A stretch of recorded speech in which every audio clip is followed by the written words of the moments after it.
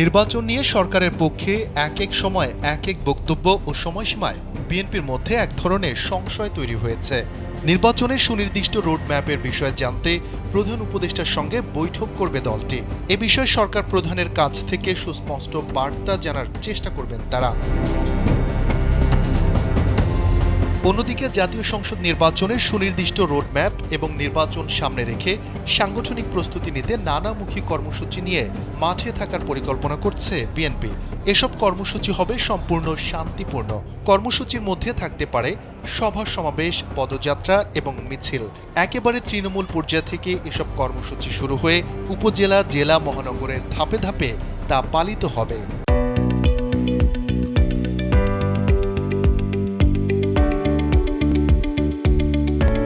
ব্যাপক জনসমাগমের মধ্য দিয়ে প্রতিটি কর্মসূচি পালন করবে দলটি।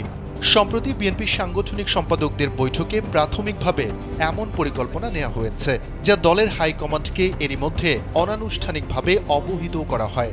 দলীয় সূত্রে এই তথ্য জানা গেছে যে অন্তর্বর্তী সরকারের প্রধান উপদেষ্টা ডক্টর মোহাম্মদ ইউনূসের সঙ্গে অনুষ্ঠেয় বৈঠকে নির্বাচনের সুনির্দিষ্ট বার্তা না পেলে চলতি মাসের শেষের দিক থেকে এসব কর্মসূচি নিয়ে মাঠে নামতে পারে বিএনপি। বিএনপি নেতারা বলছেন, বিদ্যমান পরিস্থিতিতে এসব কর্মসূচির মধ্য দিয়ে দল দুটি কাজ করতে চায়। এই কর্মসূচির মধ্য দিয়ে একদিকে যেমন নির্বাচনের প্রস্তুতির জন্য সাংগঠনিক গতিশীলতা তৈরি হবে, অন্যদিকে জনগণকে সঙ্গে নিয়ে ধারাবাহিক কর্মসূচির মধ্য দিয়ে তারা সরকারের ওপরও এক ধরনের চাপ সৃষ্টি করতে চান, যাতে পরিস্থিতির আলোকে সরকারও নির্বাচন ইস্যুতে দ্রুত ইতিবাচক সিদ্ধান্ত নেয়। বিএনপি আশা করছে আগামী ডিসেম্বরের মধ্যে নির্বাচন অনুষ্ঠিত হবে। দলটি এও বলছে, নির্বাচনের জন্য নির্বাচন কমিশনও প্রস্তুত রয়েছে। অধিকাংশ রাজনৈতিক দলও একটি অবাধ ও গ্রহণযোগ্য নির্বাচনের জন্য প্রয়োজনীয় সংস্কারগুলো শেষে দ্রুত নির্বাচন চায়। এমন বাস্তবতায় এখন সরকার সিদ্ধান্ত নিলেই দেশ নির্বাচনমুখী হতে পারে। বিএনপি মনে করে, দ্রুত নির্বাচন হলে দেশে বিদ্যমান নানা সংকট ধীরে ধীরে কেটে যাবে এবং দেশে স্থিতিশীলতা ফিরে আসবে। জানা গেছে, সরকারের সঙ্গে নির্বাচনের সুনির্দিষ্ট রোডম্যাপ ইস্যুতে আলোচনার পাশাপাশি এই দাবিতে সরকারের ওপর চাপ অব্যাহত রাখারও পরিকল্পনা রয়েছে বিএনপির।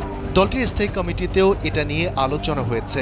বিএনপির অভিমত, যেহেতু এই অন্তর্বর্তী সরকার গণ অভ্যুত্থানের মধ্য দিয়ে এসেছে, সরকারকে সর্বতোভাবে সহযোগিতাও করা হচ্ছে।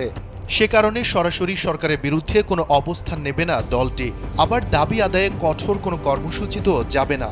তবে নির্বাচন যাতে দ্রুত হয় এবং নির্বাচন নিয়ে যাতে কোনো ষড়যন্ত্র না হয়, সেজন্য তারা নিয়মতান্ত্রিক ও শান্তিপূর্ণ কর্মসূচি নিয়ে মাঠে থাকার চিন্তা করছে। শফিকুল ইসলাম শান্ত, কালবেলা।